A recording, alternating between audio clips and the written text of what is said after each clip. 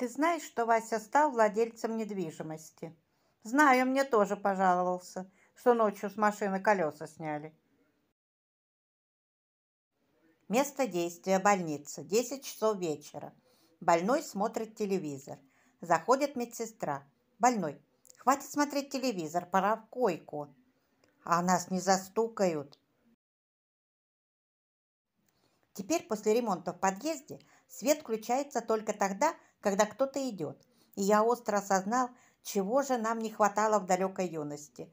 Ведь если не делать резких движений, то можно целоваться в абсолютной темноте, не выкручивая лампочку.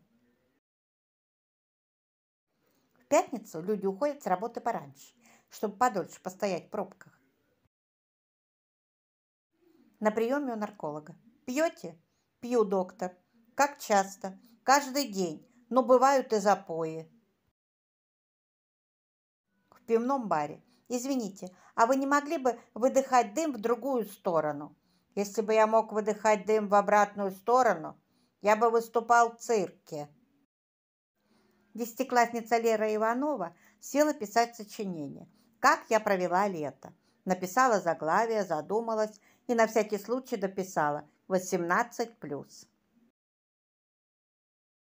Официант, я заказал мясо под лимоном. А где же мясо? Так под лимоном. Одного не понимаю. Если все мужики одинаковые, то почему женщины всегда так долго тянут с выбором? Дорогая, любовь моя, а хочешь, я достану тебе звезду с неба? Нет, сиди дома.